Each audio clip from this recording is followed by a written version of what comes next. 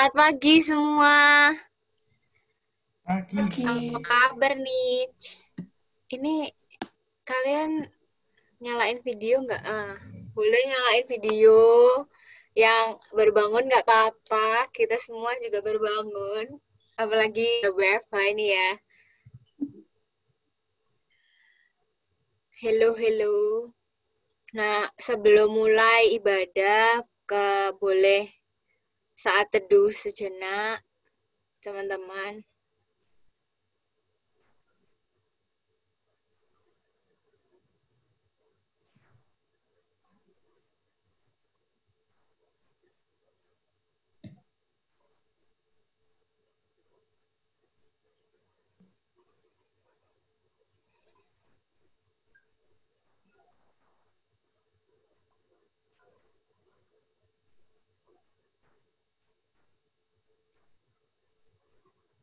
Ibadah kita hari ini akan dipimpin oleh Kak Keti.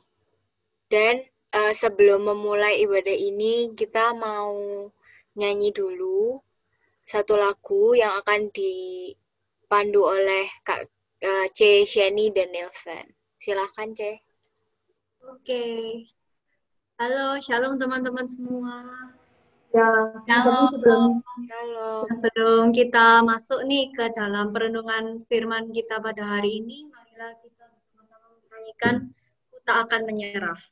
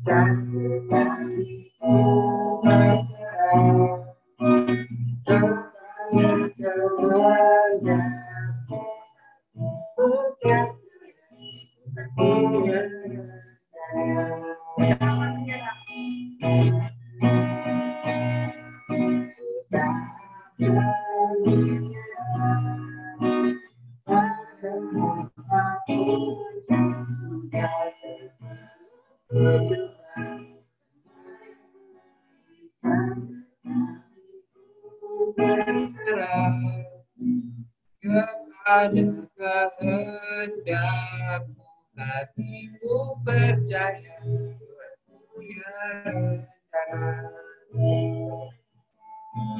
Hatiku percaya, hatiku percaya, hatiku percaya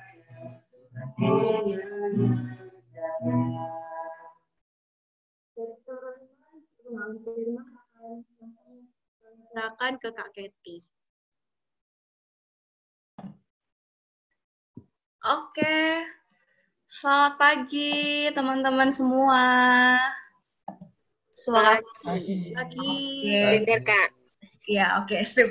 Ya, oke, hari ini aku ditemenin sama Airin, sama Kak Clifford ya, yang bakal nemenin aku ngobrol-ngobrol supaya kita bisa diskusi lebih jauh gitu ya. Kita bisa ngobrol-ngobrol lebih banyak tentang firman Tuhan pada hari ini. Nah, sebelumnya aku ajak kita untuk kita doa dulu ya, teman-teman, sebelum kita membaca dan merenungkan firman Tuhan. Mari kita berdoa. Tuhan, sebagaimana lagu pujian yang kami nyanyikan tadi, kami diajak untuk tidak menyerah di dalam setiap situasi apapun yang Tuhan izinkan untuk terjadi di dalam kehidupan kami. Tapi kami diajak untuk lebih berserah. Kami diajak untuk terus mengandalkan Tuhan di dalam kehidupan kami, sehingga kami dimampukan dan dikuatkan untuk terus menjalani setiap pergumulan, menjalani setiap tantangan yang ada, suka dan duka, susah dan senang, semuanya kami menjalani bersama dengan Tuhan. Terima kasih Tuhan, kami juga bersyukur untuk kesempatan pada pagi ini, kami boleh memuji dan memuliakan nama Tuhan, kami boleh mendengarkan firman Tuhan. Tuhan, biarlah kedatangan kami di dalam ibadah online ini, bukan karena pertama-tama kami disuruh oleh papa mama, bukan karena pertama-tama kami hanya melihat ini sebagai sebuah rutinitas, tapi biarlah ini sungguh-sungguh menjadi kerinduan kami untuk lebih dan lebih lagi mengenal Tuhan, untuk lebih dan lebih lagi mempelajari firman-Mu, dan pada akhirnya kami dapat melakukan di dalam kehidupan kami. Terima kasih Tuhan, dalam nama Tuhan Yesus, kami berdoa dan mengucap syukur. Amin. Ya, teman-teman, aku mau mengajak kita untuk membuka dari Roma pasal 4 ayat 18 sampai 21. Roma pasal 4 ayat 18 sampai 21. Ya, ini ada 4 ayat yang mau bersama kita renungkan begitu ya. Roma pasal 4 ayat 18 sampai 21. Sebab sekalipun tidak ada dasar untuk berharap, namun Abraham berharap juga dan percaya bahwa ia akan menjadi bapa banyak bangsa menurut yang telah difirmankan. Demikianlah banyaknya nanti keturunanmu. Imannya tidak menjadi lemah, walaupun ia mengetahui bahwa tubuhnya sudah sangat lemah, karena usianya telah kira-kira 100 tahun, dan bahwa rahim Sarah telah tertutup.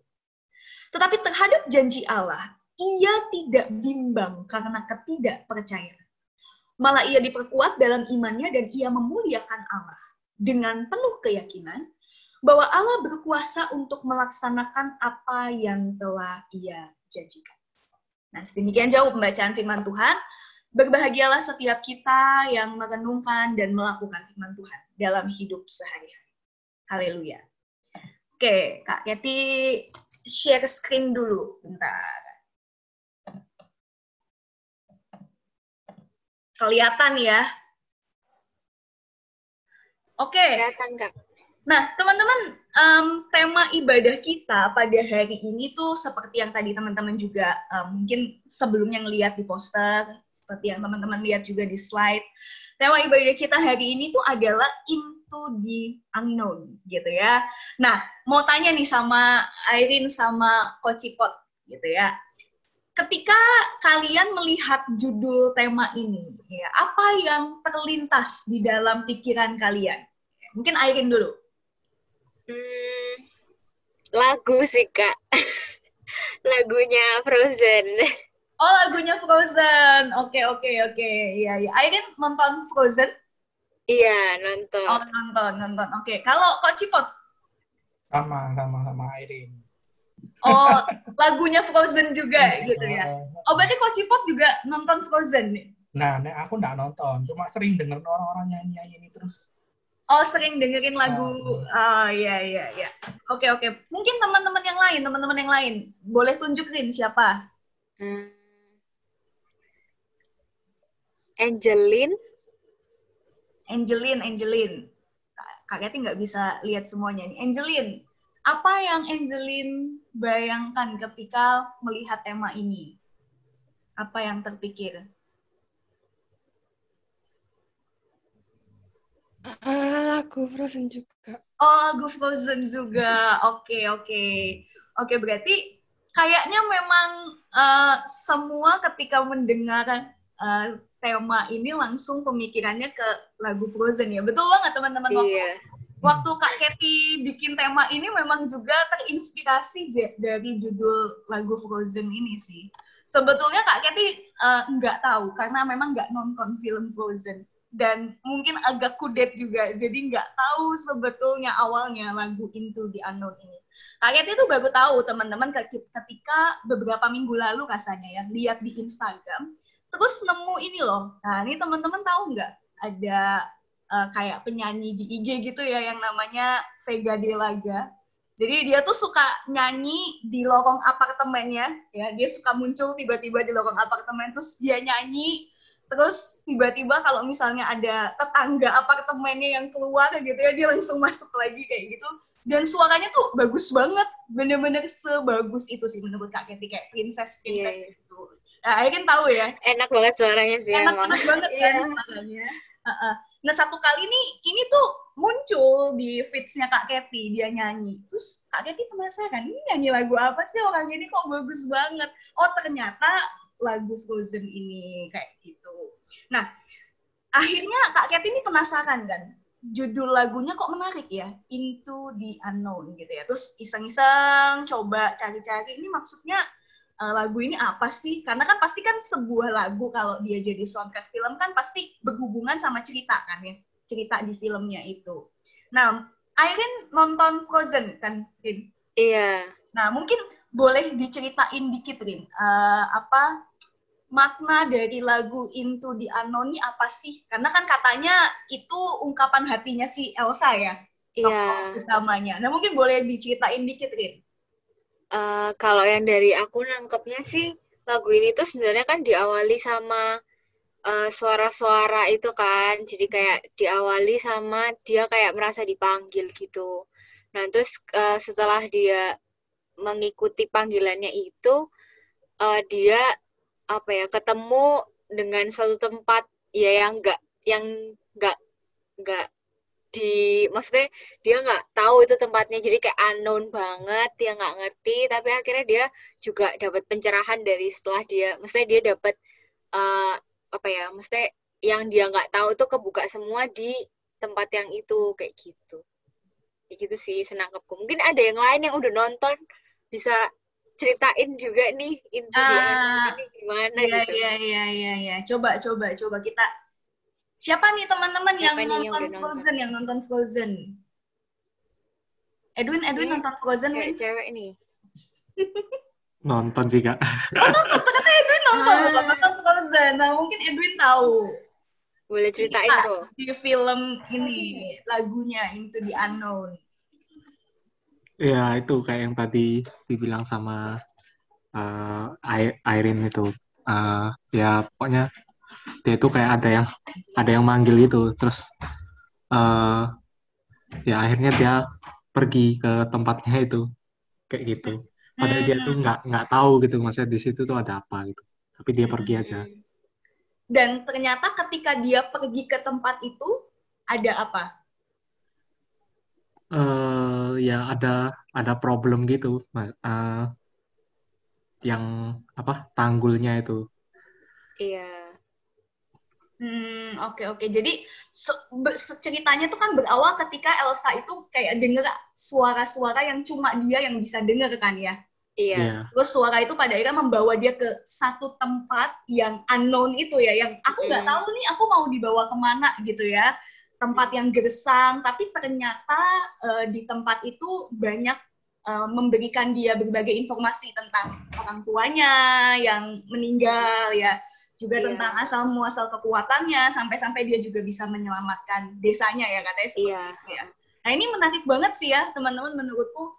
Ketika seorang Elsa ini mendengar suara yang awalnya dia ragu-ragu, aku perlu nggak sih ngikutin suara ini gitu ya?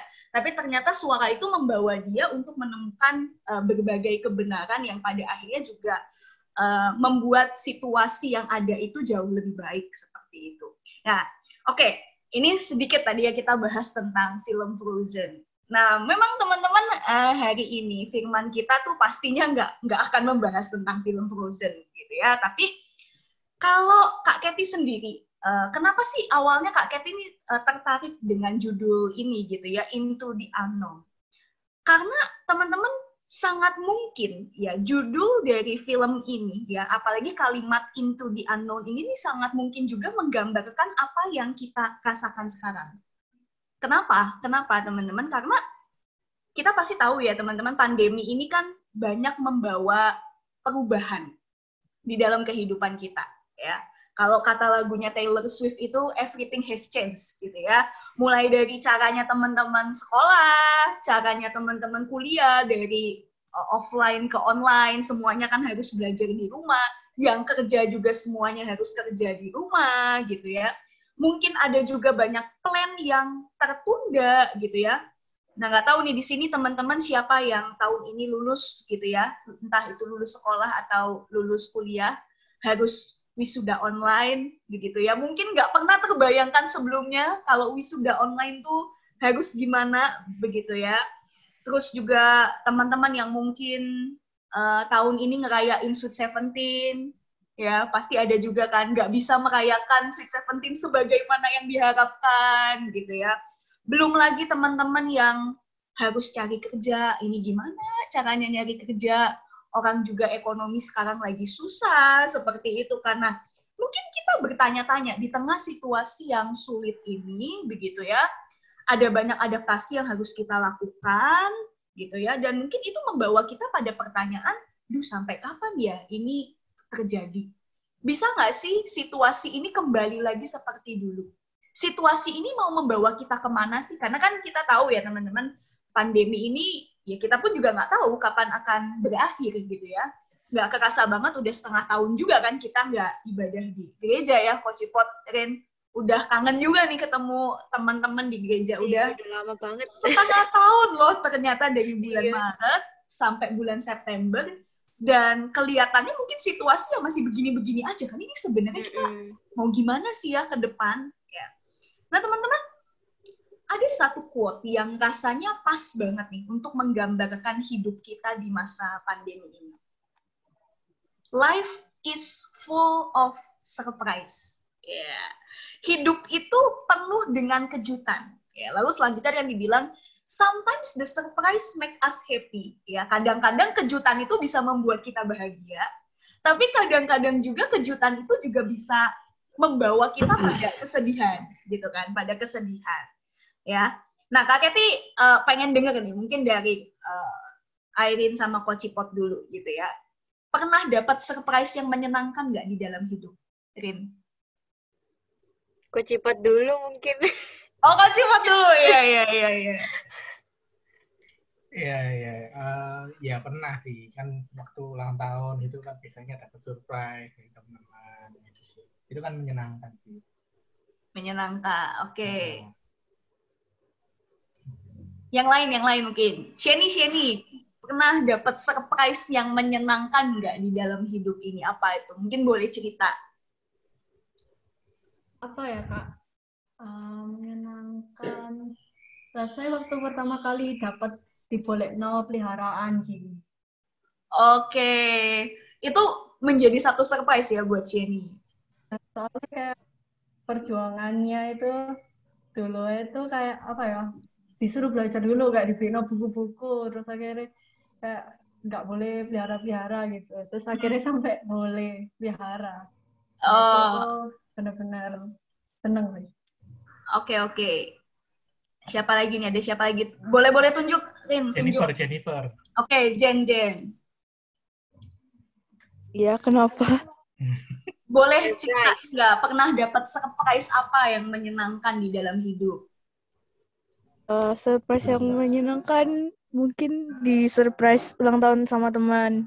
Oke, iya. Surprise ulang tahun tuh memang selalu menyenangkan ya, kecuali kalau surprise-nya mungkin kita diceburin ke kolam atau yang aneh-aneh yang parah-parah itu mungkin agak ngeselin gitu ya. Tapi Iya. most of all kalau kita disurprisein pas ulang tahun pasti seneng gitu ya.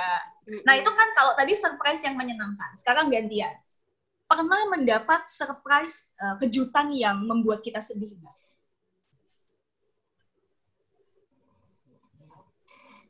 Pernah. Apa tuh? Waduh, Waduh. agak susah ya kalau surprise yang sedih gitu. Soalnya surprise itu selalu identiknya sama yang jelek-jelek, yang bagus-bagus, seneng-seneng gitu kan.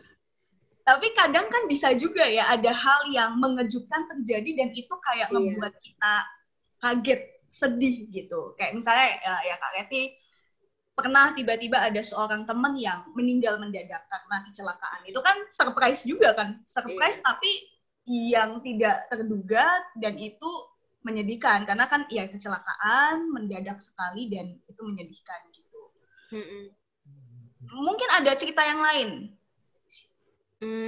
Mungkin kalau aku sih pernah ada suatu kejadian itu tiba-tiba temanku berhenti kuliah. Itu tuh aku langsung kayak, waduh, yang biasanya bareng-bareng kok tiba-tiba dia berhenti kuliah, terus benar-benar nggak ada tanda-tanda kalau mau berhenti gitu tuh benar-benar yang lumayan ini sih, lumayan. Padahal Airin baru Airin semester berapa, Rin? Sekarang 3. Oh, 3. Dia berhentinya semester 2. Oh iya, berarti baru banget gitu ya berhentinya ya. Iya. Tiba-tiba. Iya. Nah, oke. Kayak maksudnya kan masih awal gitu. Harusnya kan ya nggak mungkin lah gitu mikirnya. Karena baru banget, masih bisa dibilang maba juga kan. Itu kan masih tahun pertama gitu ya. Oke. Iya. Oke, thank you banget teman-teman buat ceritanya. Nah, teman-teman, kenapa sih Kak Keti menampilkan atau berefleksi dari quote ini gitu ya? Karena ya memang betul di dalam hidup ini kan kita pasti akan selalu menerima berbagai kejutan. Dan kejutan itu tidak hanya sesuatu yang menyenangkan, tapi juga sometimes bisa sesuatu yang membuat kita sedih, membuat kita down, membuat kita jatuh begitu ya. Karena kita sebagai manusia itu, teman-teman, kita kan nggak bisa mengendalikan sepenuhnya apa yang akan terjadi dalam hidup kita. Siapa yang akan tahu 1 jam lagi itu akan terjadi apa? Siapa yang tahu besok itu akan terjadi apa dalam hidup kita? Kita kan bisa merencanakan berbagai hal gitu kan ya. Tapi kita tahu bahwa kita nggak bisa sepenuhnya mengendalikan waktu gitu kan. Kalau beberapa minggu yang lalu kan kita sempat belajar time management di TIP sama Bulani ya, sama Maminya Airin. Dan buku Bulani kan juga mengatakan yang kita bisa kendalikan tuh ya cara kita untuk mengelola waktu. Kalau waktunya sendiri kan jalannya waktu itu nggak bisa dikendalikan. Ada banyak peristiwa yang terjadi yang nggak bisa kita kendalikan sepenuhnya dan ya ini kita harus bersiap terhadap surprise itu gitu. Dan kadang-kala ya surprise itu yang salah satunya pandemi ini. Pandemi ini kan ya juga bisa dibilang surprise gitu kan. Siapa yang akan menyangka pandemi ini akan berlangsung sampai sepanjang ini, begitu kan? Dan mengubah banget cara kehidupan kita. Tapi menurut Kak Keti juga teman-teman, ada atau tidaknya pandemi ini, kita pun juga tetap bisa ngerasain into the unknown itu kan. Kita tetap bisa ngerasain yang namanya berbagai ketidakpastian ketika apa. Ketika mungkin kita berada dalam situasi yang sulit, kok rasanya nggak ada titik terang, kok rasanya nggak ada jalan keluar, sudah coba jalan A, jalan B, jalan C, tapi kok rasanya deadlock semuanya. Dan kalau ada di situasi itu kan rasanya sangat mungkin banget kan kita putus asa. Sangat mungkin banget kita kehilangan harapan gitu ya. Ya kita tahu sih di satu sisi Tuhan itu banyak memberikan janji kepada kita. Di Alkitab itu kan banyak ya, Tuhan kita diberikan cobaan, tidak melampaui kekuatan kita. Kita tidak akan dibiarkan jatuh sampai tergeletak, gitu ya. Nah, tapi kan kadangkala mungkin teman-teman ketika kita berhadapan dengan pergumulan dan kita udah berupaya sekeras mungkin, ya, rasanya ada titik di mana mungkin kita bisa mempertanyakan, betul nggak sih Tuhan itu ada? Betul nggak sih Tuhan itu menolong aku? Betul nggak sih janji Tuhan itu juga akan terjadi padaku? Sometimes kan mungkin kita sering kali bertanya seperti itu kalau kita diperhadapkan dengan situasi yang nggak menyenangkan, situasi yang kita nggak tahu ini kapan ya berakhirnya, kok rasanya belum lihat pelangi sehabis hujannya, kayak gitu. Nah, teman-teman, siang ini kita mau sama-sama belajar dari sosok Abraham. Ya, nah ini pasti teman-teman udah banyak tahu gitu ya kisah tentang Abraham di sekolah minggu. Nah, mau tanya lagi nih sama Coach Cipot dan Irene. Kalau misalnya kita membahas tentang Abraham gitu ya, apa yang terlintas di dalam pikiranmu tentang sosok Abraham? Mungkin ada satu cerita yang berkesan atau karakter yang berkesan dari sosok Abraham ini apa?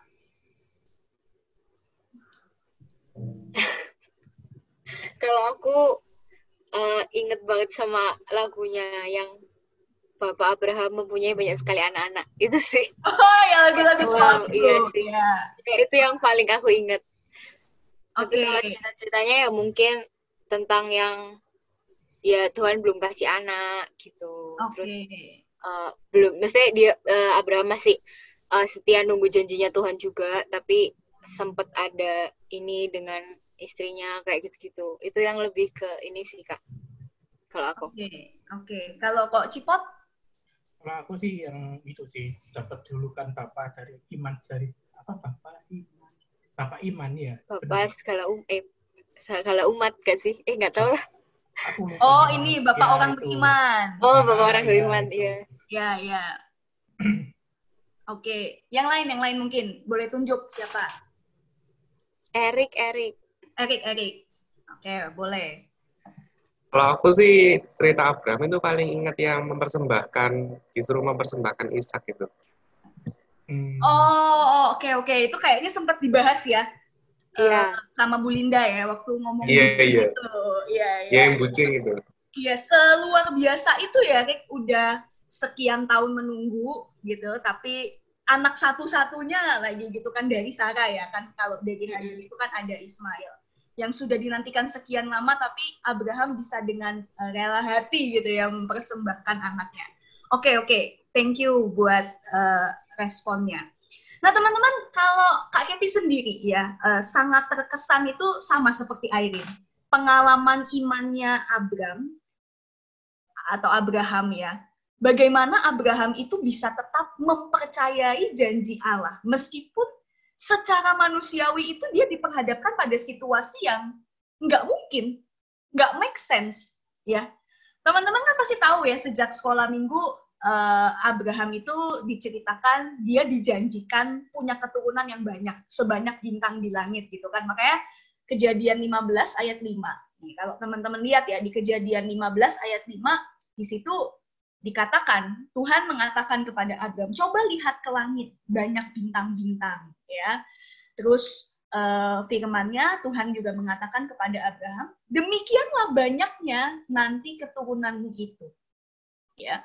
Teman-teman, jelas banget Tuhan sudah memberikan janji yang sangat spesifik kepada Abraham, bahwa Abraham akan memiliki keturunan.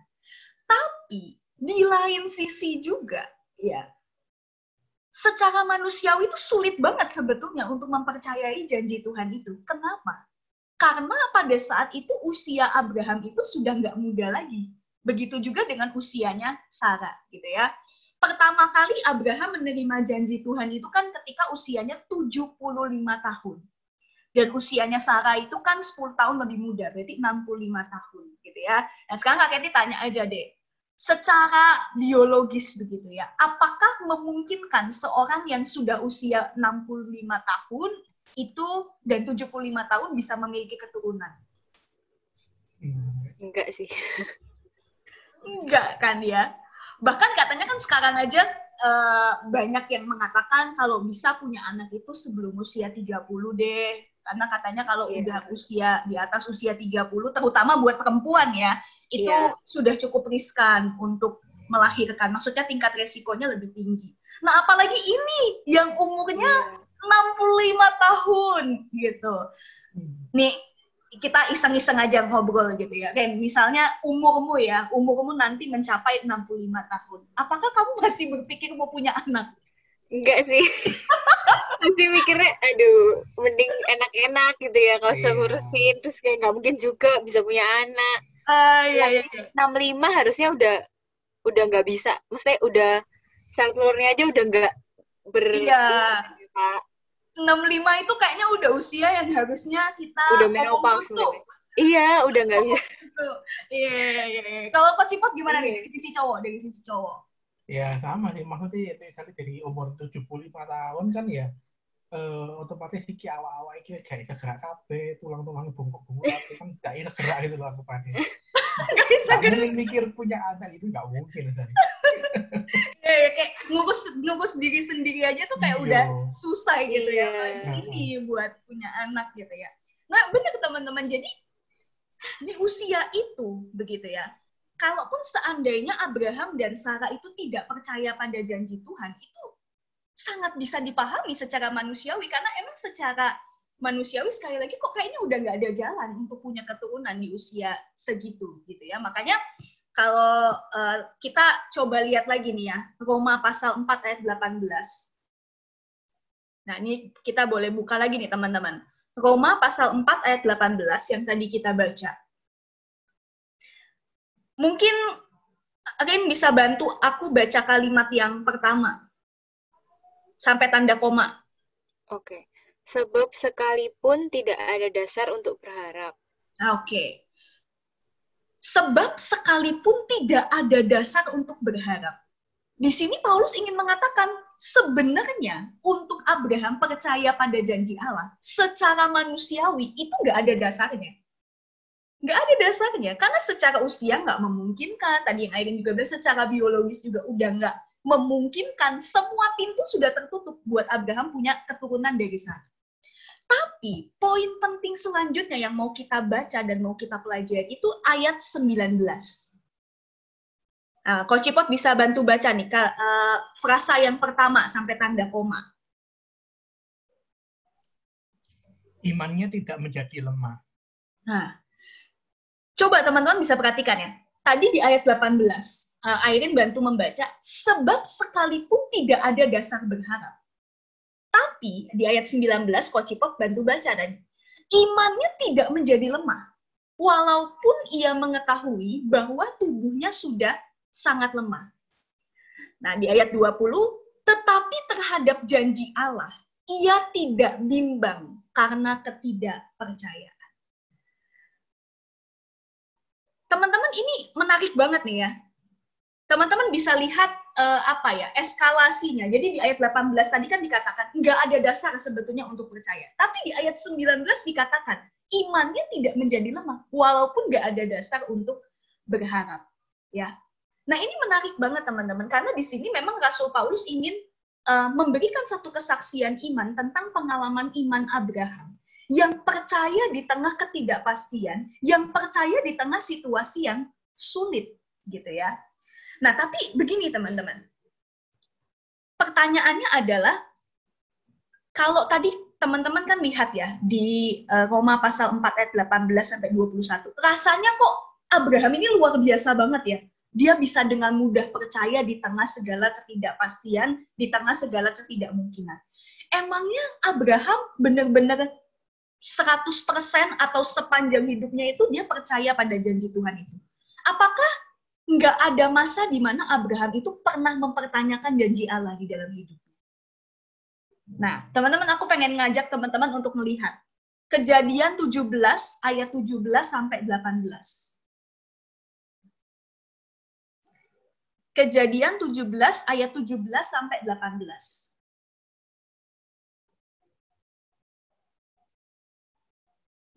Boleh bantu baca, Coach Ipot?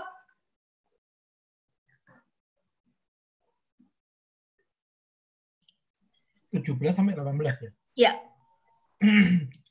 Lalu tertunduklah Abraham dan tertawa, serta berkata dalam hatinya, mungkinkah bagi seorang yang berumur 100 tahun dilahirkan seorang anak, dan mungkinkah Sarah yang telah berumur 90 tahun itu melahirkan seorang anak?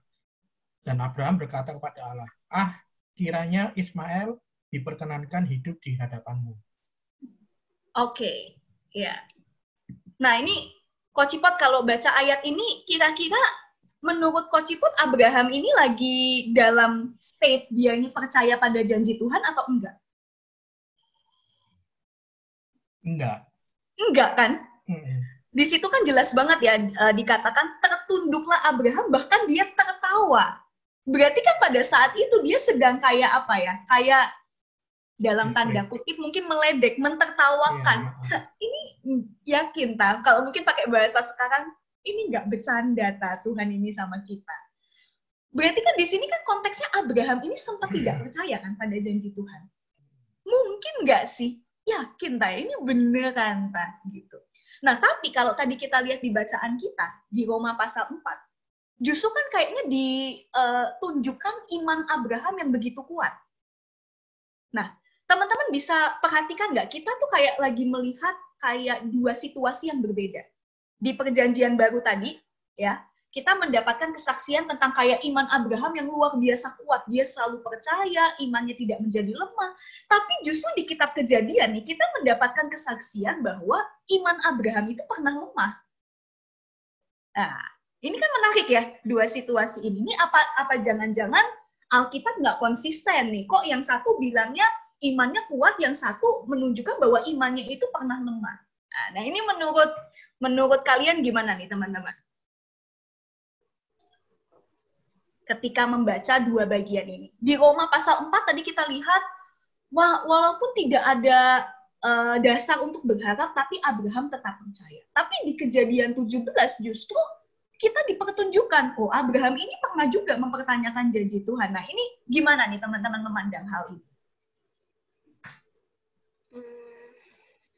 Itu Kak, kalau aku, Cicieni mungkin mau jawab.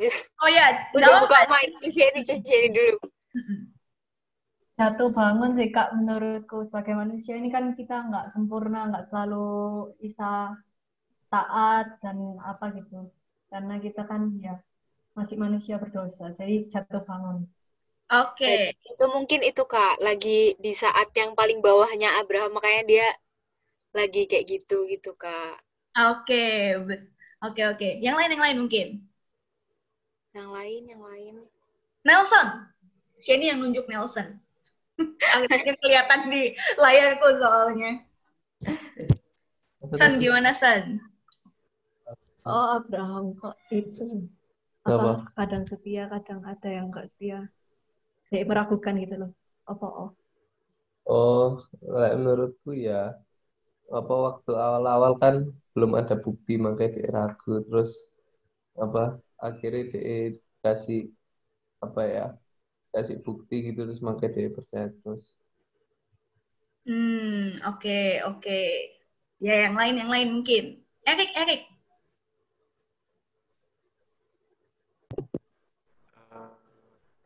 Nggak tahu Kak. Gimana? Nggak tahu Kak. Oh, nggak tahu. Oh, nggak apa-apa. Kak Billy. Billy.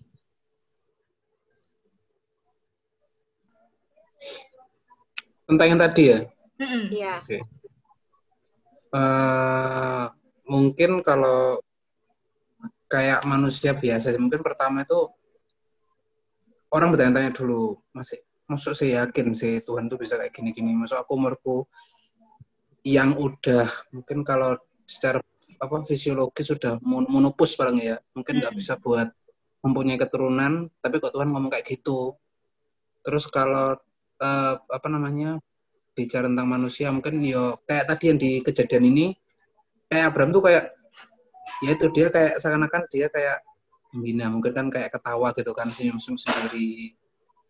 Terus yang di Roma akhirnya dia kayak coba sih tak buktiin bisa nggak Tuhan itu ngomong sesuai sama janjinya. Oke. Thank you. Oke.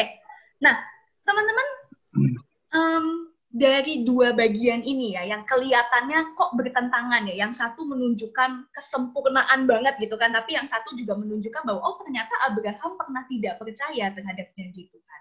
Nah, bagaimana cara kita menyambungkan kedua bagian ini? Teman-teman, betul banget seperti apa yang tadi dikatakan Sheni dan Irene begitu ya, bahwa ketika kita bisa tetap teguh dan percaya kepada janji Allah, sometimes memang kita bisa melewati proses yang nggak selalu ada di atas. Kita bisa selalu jatuh dan bangun lagi. Teman-teman, Abraham yang disebut sebagai bapak orang percaya, ya, bapak orang beriman. Tadi kan kok Cipot sempat bilang gitu kan ya, Abraham adalah bapak orang beriman. Ternyata sebutan bapak orang beriman itu bukan karena kuat dan hebatnya Abraham. Tapi semua itu karena apa? Karena kasih karunia Tuhan. Teman-teman, kita bisa lihat Abraham sebagai seorang manusia biasa yang sama seperti kita. Ia pernah juga gagal untuk mempercayai janji Allah. Pernah juga dia menertawakan janji Tuhan. Tapi, poin yang harus kita lihat itu adalah bagaimana Tuhan memberikan kesempatan kepada Abraham. Bagaimana Tuhan mengaruniakan kasih karunia yang berupa kesempatan untuk Abraham itu bisa memperbaiki diri. Untuk bisa mengubah fokus kehidupannya dari berbagai ketidakmungkinan yang ada, tapi dia nggak berfokus kepada ketidakmungkinan itu, tapi berfokus kepada Tuhan dan juga janjinya. Ya. Nah, jadi betul banget teman-teman, ketika Rasul Paulus memberikan kesaksian tentang kehidupan iman Abraham, sekali lagi itu bukan karena kuat dan hebatnya Abraham. Itu bukan berarti juga menunjukkan bahwa Abraham tidak pernah mengalami titik terendah dan terlemah di dalam kehidupannya. Abraham pernah nggak percaya. Abraham pernah menertawakan janji Tuhan, tapi poin yang penting adalah Abraham mau menanggapi kasih karunia Tuhan itu dengan apa? Dengan dia bangkit kembali dan merubah fokusnya dari berbagai ketidakmungkinan yang ada, tapi dia ubah fokusnya itu kepada Tuhan dan juga janjinya. Nah, sehingga itulah kenapa ya Tuhan memperhitungkan itu semua sebagai sebuah kebenaran. Tuhan melihat Abraham sebagai orang yang beriman dan menjadi contoh dan teladan buat kita. Sekali lagi, bukan karena kuat dan hebatnya Abraham, tapi karena kasih karunia Tuhan yang direspon ya dengan Abraham yang juga mau terus membawa atau membawa fokus hidupnya itu kepada Tuhan. Nah, sekarang pertanyaannya bagaimana dengan kehidupan beriman kita, teman-teman?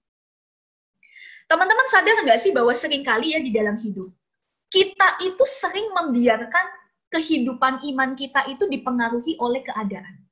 Kaketi ulang ya, seringkali kita membiarkan iman kita, kehidupan iman kita, itu dipengaruhi oleh keadaan.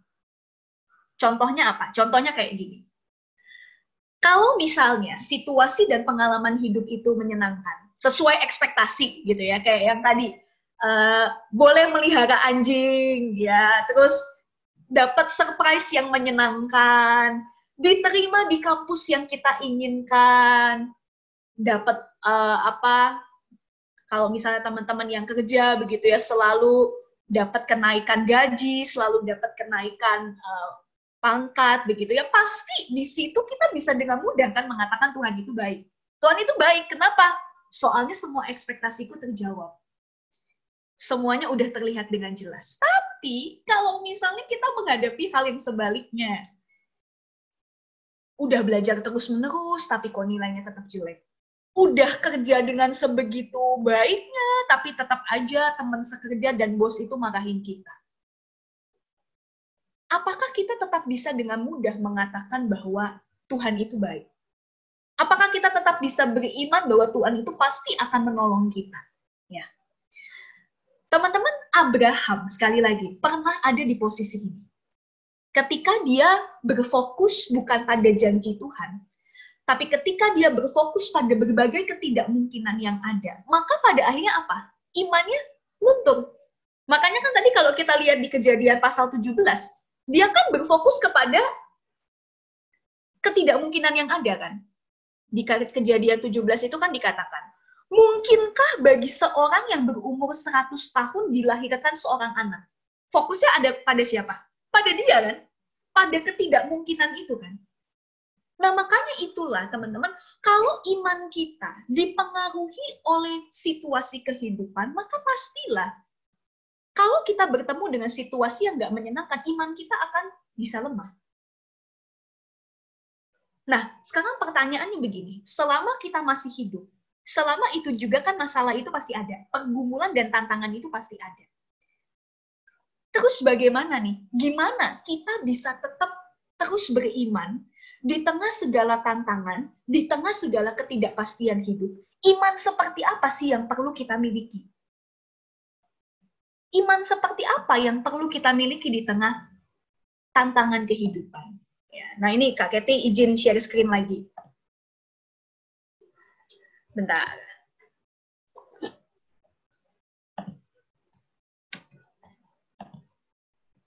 Nah, ini teman-teman.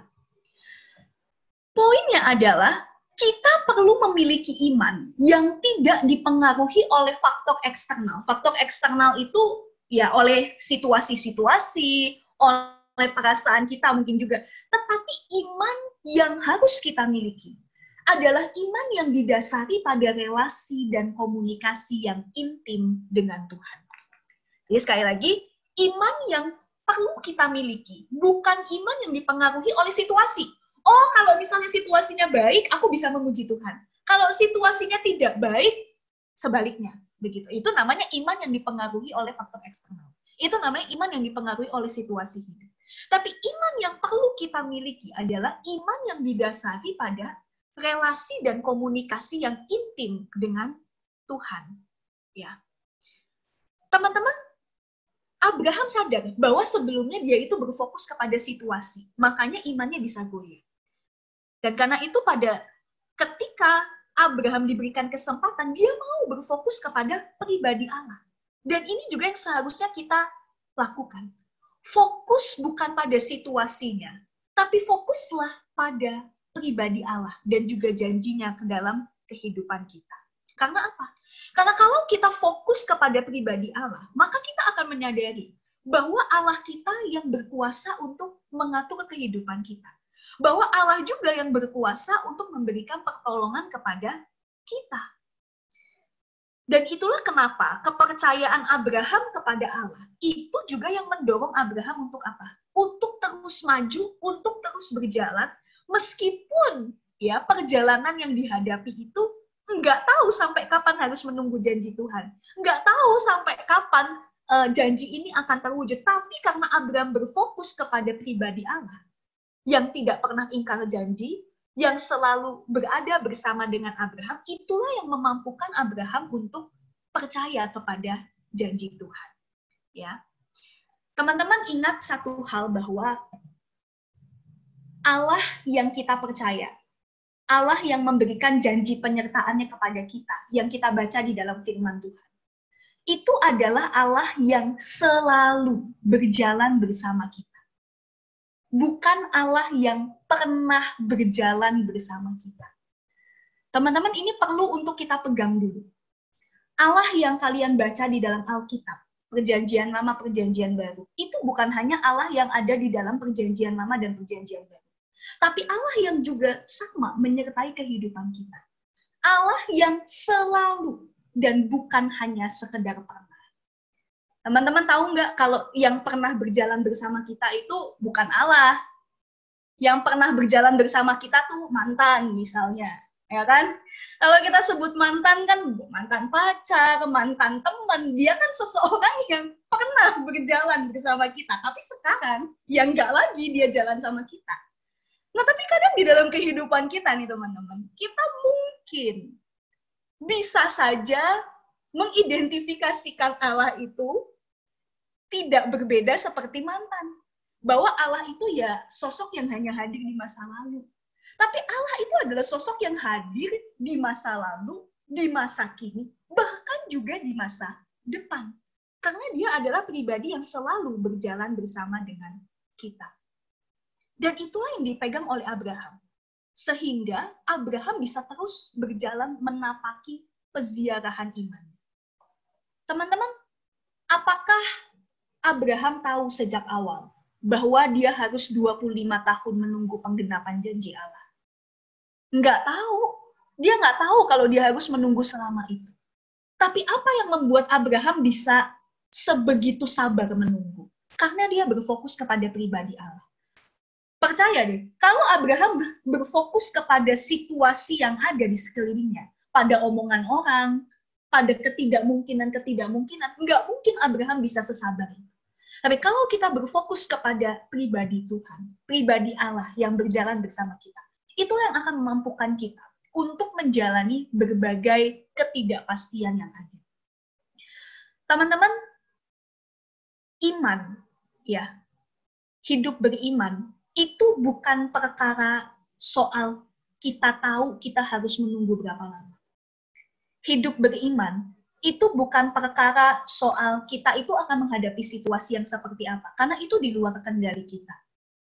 Tapi teman-teman, hidup beriman itu adalah perkara dengan siapa kita berjalan. Itu yang penting, teman-teman. Faith is not knowing what the future holds, but knowing who holds the future.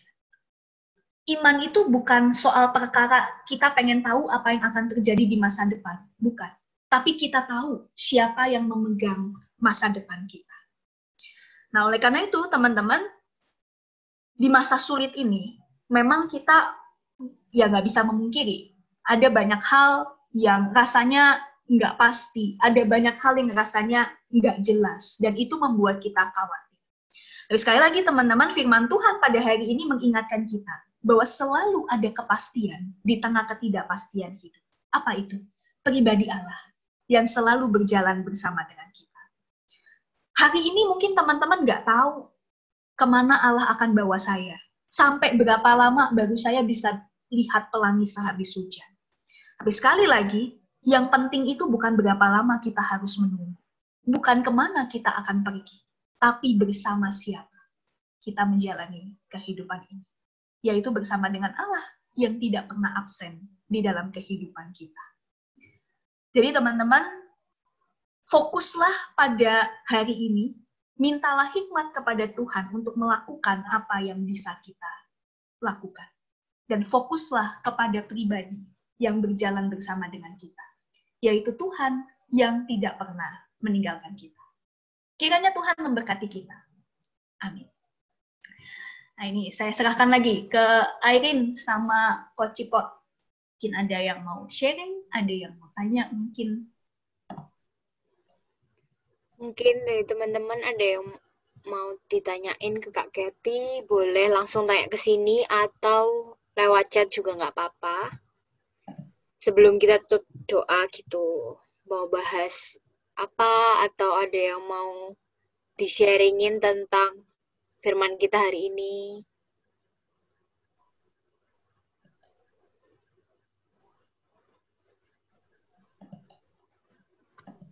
Kalau malu-malu boleh tanya lewat chat, juga boleh. Iya.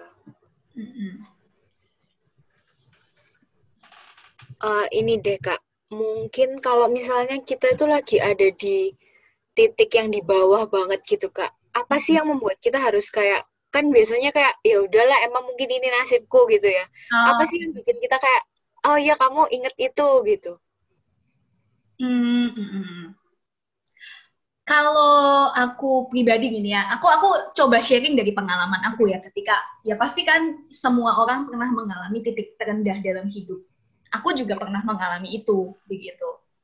Ketika aku berada di dalam titik yang aku rasa itu titik rendah, satu hal yang aku ingat sih seperti ini, bahwa ketika Tuhan izinkan hal ini terjadi dalam hidupku, ini pasti akan mengajarkanku sesuatu. Dalam arti, setiap hal yang Tuhan izinkan terjadi di dalam hidup kita, itu pasti punya maknanya. Gitu kan? Nah, jadi aku belajar untuk mengimani itu sih, bahwa mungkin sekarang aku belum tahu maknanya itu apa, pembelajaran yang bisa aku dapat itu apa. Tapi aku yakin kalau aku mau terus berjalan bersama dengan Tuhan, someday aku akan mengerti kenapa sih Tuhan itu mengizinkan aku mengalami kejadian ini. Oh, yang pasti yang pertama, situasi ini mungkin akan membuat aku lebih kuat, gitu kan ya. Kalau kita sudah bisa mengalami satu fase yang berat gitu kan, berarti kan itu berarti kita siap untuk ujian yang mungkin bisa jadi ke depan itu lebih berat begitu ya. Hal yang kedua juga nih, menurut aku, siapa tahu Tuhan bisa pakai aku dari situasi ini untuk menguatkan orang-orang lain yang juga berada di dalam kondisi yang sama. Jadi kan kita juga perlu mengingat nih bahwa di dalam hidup ini Tuhan itu kan memanggil kita untuk jadi saluran berkat, untuk jadi saksi-saksi Tuhan, begitu kan ya. Dan bukan tidak mungkin Tuhan itu bisa memakai kita untuk menjadi saksinya melalui situasi-situasi berat yang kita hadapi, seperti itu. Jadi aku selalu berupaya untuk melihat masalah itu bukan hanya dari sisi bahwa ya aku sedih mengalami ini, ya aku tersakiti, ya aku kecewa, itu betul. Secara manusiawi itu kita nggak bisa bohongi. Tapi kita juga diajak untuk melihat ini kan dari sudut pandang iman, bahwa pasti ada sesuatu yang Tuhan ingin ajarkan kepada aku. Dan pasti ini akan membentuk aku untuk menjadi pribadi yang semakin baik hari demi hari. Kalau aku sih gitu, Ren. Oh, thank you Kak. Oke. Kak, aku boleh nanggepi nggak Kak? Oh ya. Kalau aku sih lebih ke pribadi gini sih.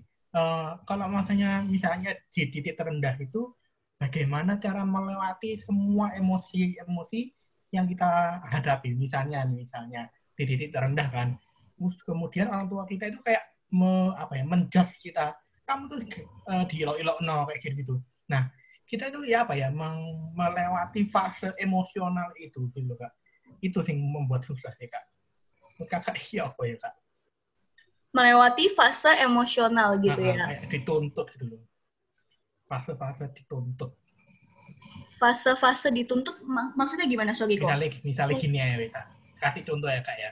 Di titik terendah misalnya kita nggak naik kelas misalnya nih. Oke. Nah, ketika kita nggak naik kelas kan kita itu harus menghadapi bahwa kenyataan bahwa kita ini nggak naik kelas. Nah, itu kan ada dulu dari judge orang lain. Oh, kamu ini nggak pinter ternyata. Nah, itu loh, kayak menghadapi hal-hal sedemikian rupa sepanjang sebelum masuk sekolah lagi. Itu kan proses yang panjang sih Kak. Nah, itu kadang-kadang kan orang itu bisa terendah, bisa lebih jatuh lagi Kak. Nah, itu loh, supaya bisa membangkitkan diri lagi. Mungkin nggak ada yang dukung gitu ya Kak. Maksudnya. Ini kayak gitu ya apa Kak ya? Ya, secara manusiawi pasti situasi itu sulit ya, dan justru di sini kita perlu belajar pentingnya support system gitu ya untuk menguatkan. Tapi kalau misalnya nggak ada support system, kalau aku pribadi sih gini,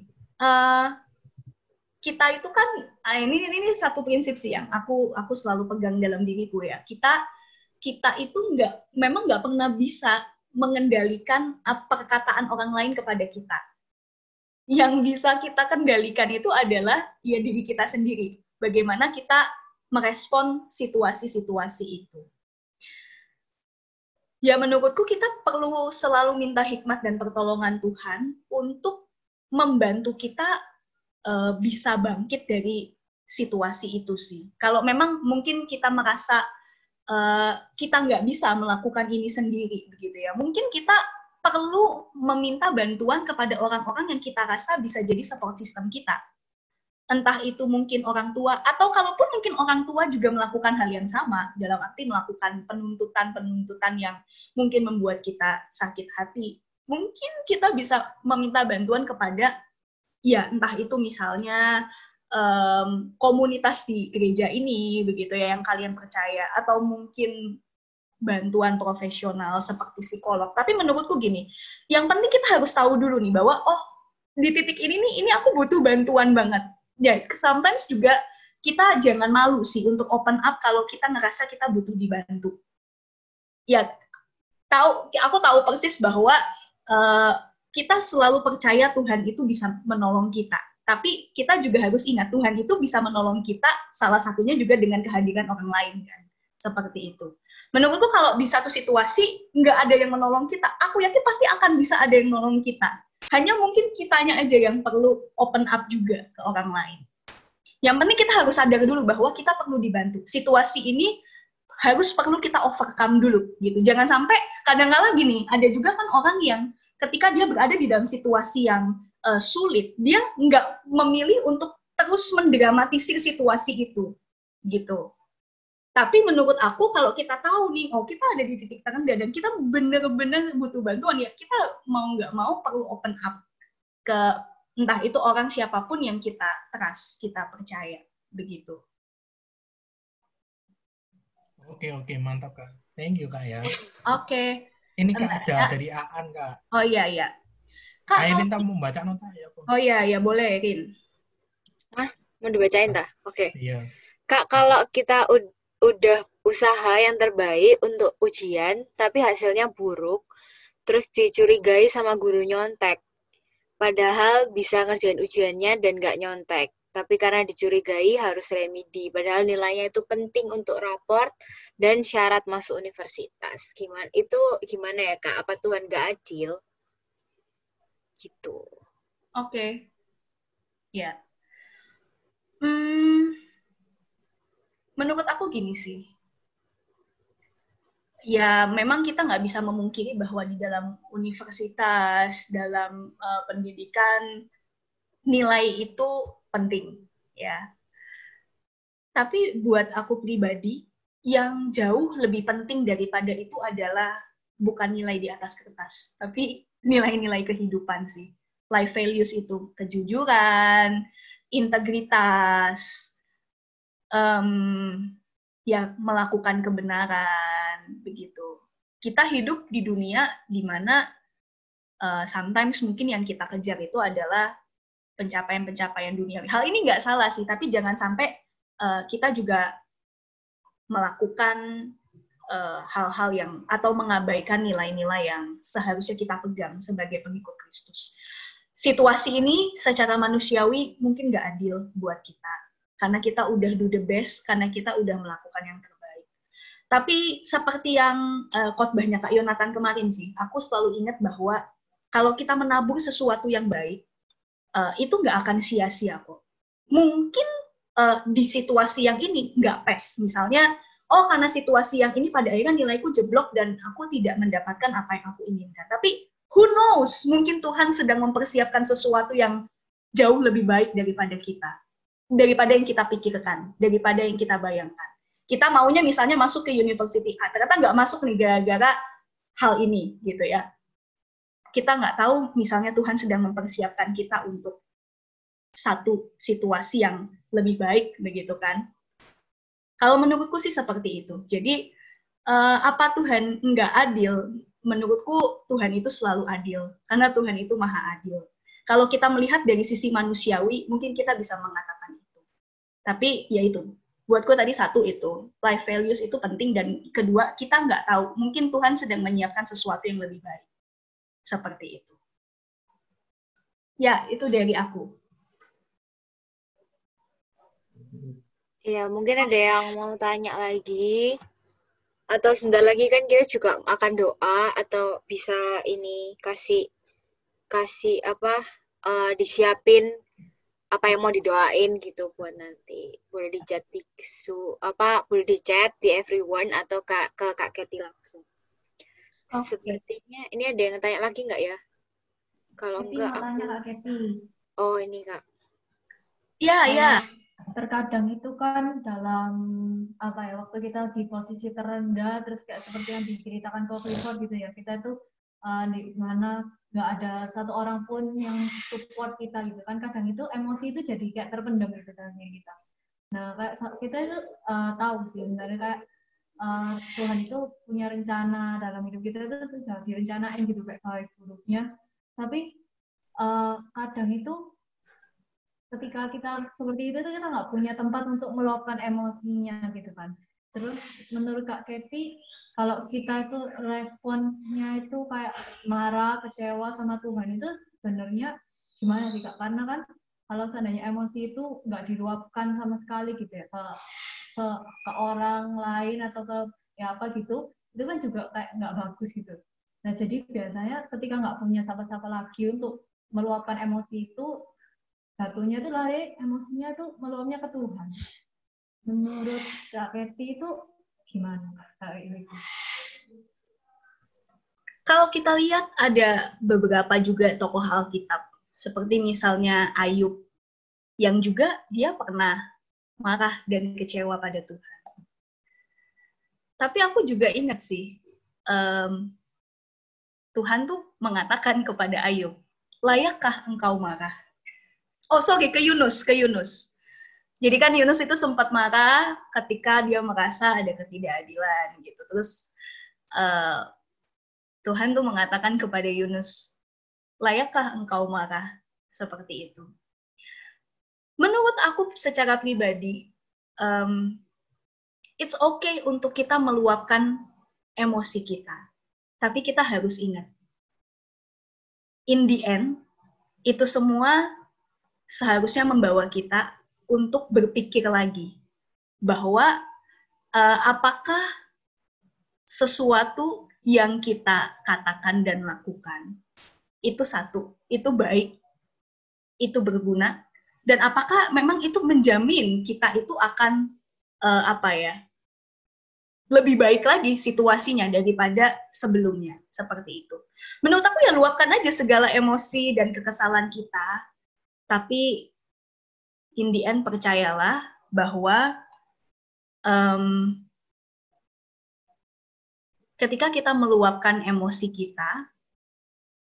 kita akan bisa lebih baik lagi seperti itu. Ya, aku setuju banget. Kita perlu ruang untuk meluapkan segala emosi dan kekesalan kita. Tapi kita juga perlu mengingat di sisi lain bahwasannya apa yang Tuhan kerjakan di dalam hidup kita yang lebih baik itu jauh lebih banyak. Ada juga hal-hal lain yang kadang-kala kita lupakan untuk kita syukuri di dalam kehidupan kita. Seperti itu. Kalau dari aku itu sih. Jadi maksudku sebelum kita marah, sebelum kita meluapkan emosi, mungkin kita juga perlu memikirkan dulu bahwa apakah ini berguna, apakah ini baik, apakah itu tepat. Sama halnya kalau kita mau ngomong sama orang lain kan, menyampaikan sesuatu, menyampaikan kemarahan, ini baik, ini tepat, ini membangun atau enggak. Menurutku juga ini harus diterapkan ke diri kita sendiri juga sih, ketika kita mau kayak self-talk gitu. Kalau kita merasa dari awal, ini oke, dan ini akan membuat kita lebih baik ke depannya, ya silahkan itu dilakukan, kayak gitu. Itu menurut aku sih. Thank you, Kak Kat. Ada lagi nggak nih teman-teman pertanyaan? Kalau nggak ada mungkin bisa ditutup sama Kak Kety. Oh, oke. Ini baru satu ya yang masuk ke aku, doanya maksudnya. Iya sih. Doa firman dulu aja, Kak. Doa tutup firman. Oh, doa firman. Oke. Yuk, kita sama-sama berdoa. Terima kasih Tuhan atas penyertaan-Mu dalam kehidupan kami. Terima kasih atas firman dan diskusi yang boleh kami lakukan di dalam ibadah KPR pada hari Minggu pagi ini. Kami boleh belajar terus untuk bagaimana kami tetap beriman kepada Tuhan, tetap berfokus kepada pribadi Tuhan. Di tengah segala ketidakpastian di dalam hidup ini, di tengah segala pergumulan di dalam kehidupan kami, tapi mampukanlah kami untuk senantiasa melihat dan berpegang terus pada tangan-Mu, sehingga kami dapat melewati setiap fase demi fase kehidupan ini. Dan kami dimampukan untuk menjadi pemenang di dalam Engkau. Kami percaya Tuhan, setiap situasi yang Tuhan izinkan untuk terjadi di dalam kehidupan kami, dapat menjadi satu sarana untuk membentuk kami sedemikian rupa, untuk menjadi serupa dengan kehendak-Mu. Mampukanlah kami untuk tidak dikuasai oleh ego kami, tapi kami juga mampu untuk terus berfokus untuk memiliki hati, pikiran, dan perasaan seperti Engkau. Terima kasih Tuhan.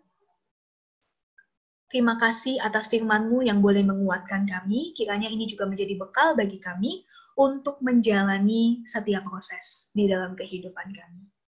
Dalam nama Tuhan Yesus, kami berdoa dan mengucap syukur. Amin. Oke, teman-teman. Setelah ini kita akan persembahan, boleh di-share-kan persembahannya. Oke, buat teman-teman boleh mempersiapkan HP-nya untuk scan QR code untuk memberikan persembahan. Sambil kita menunggu teman-teman memberikan persembahan, boleh mulai di chat ya, doa, pengen doa syafaat apa, pengen didoakan apa gitu ya. Boleh lewat chat.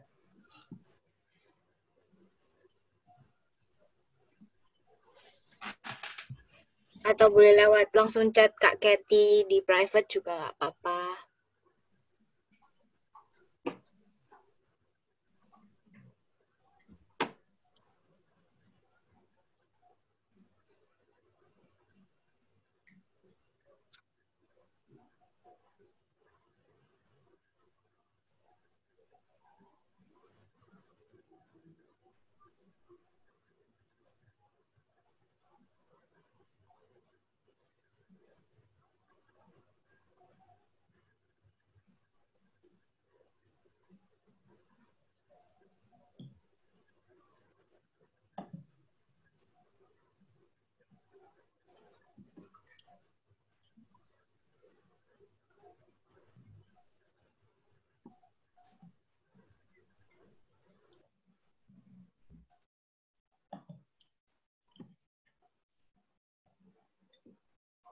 Ya, oke teman-teman, apa ada tambahan doa lagi? Kalau enggak, kita akan doa syafaat nih.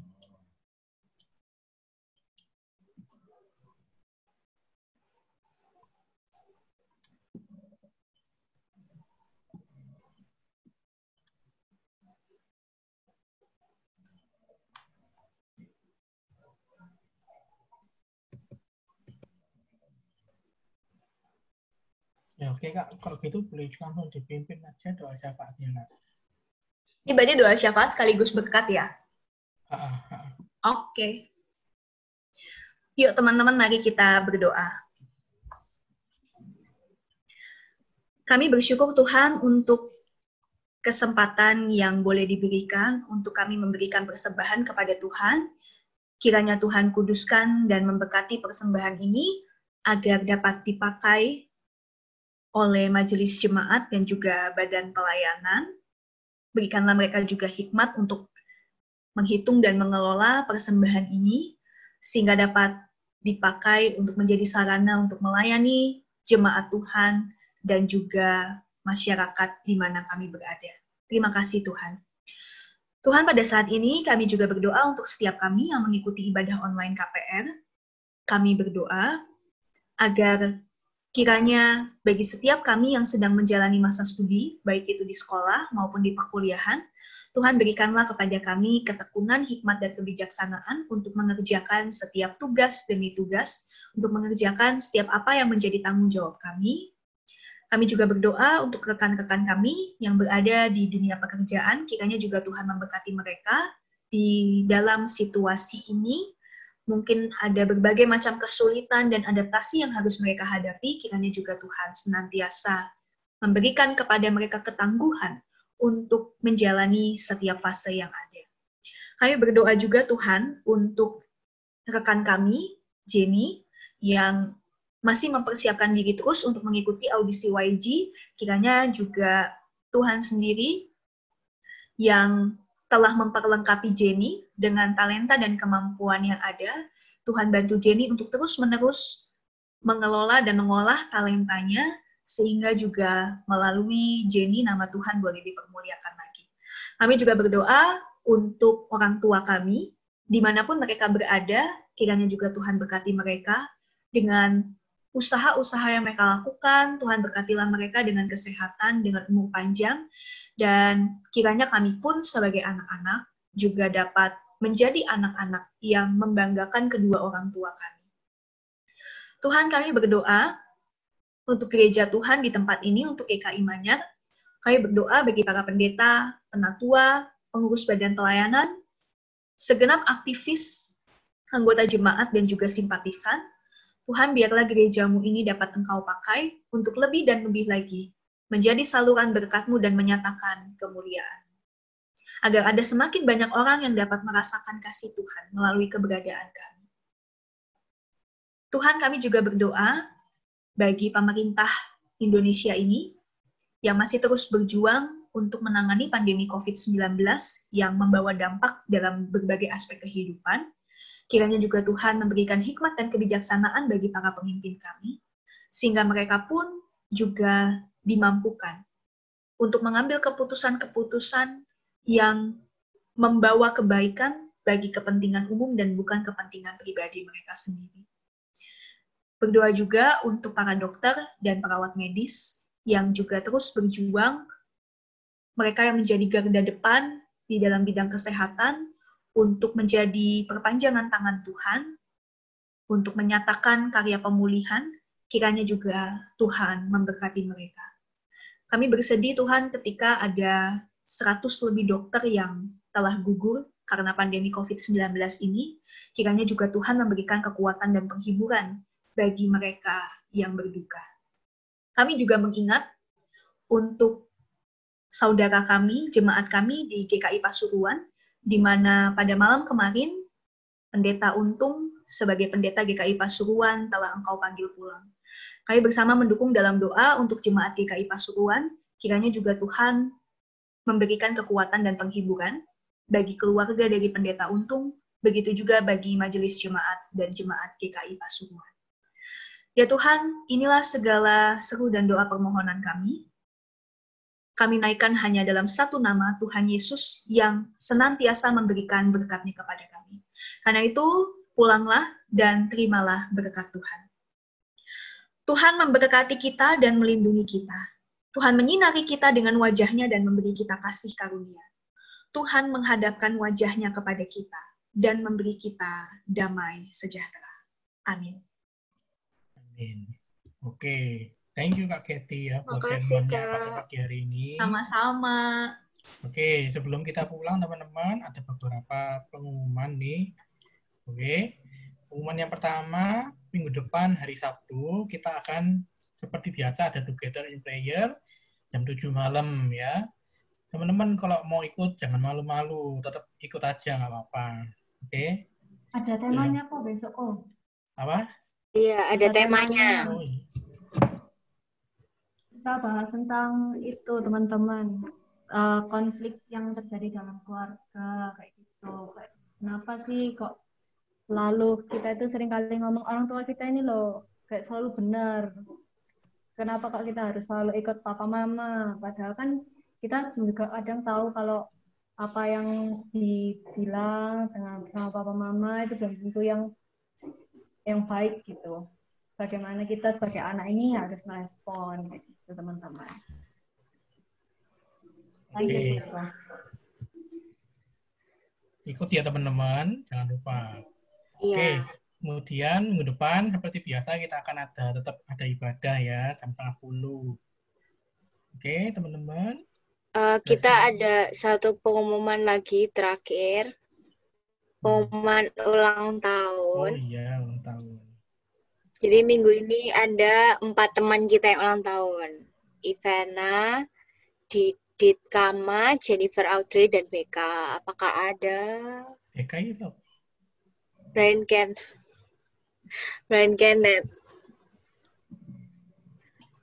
Ivana ada nggak? Nggak ada.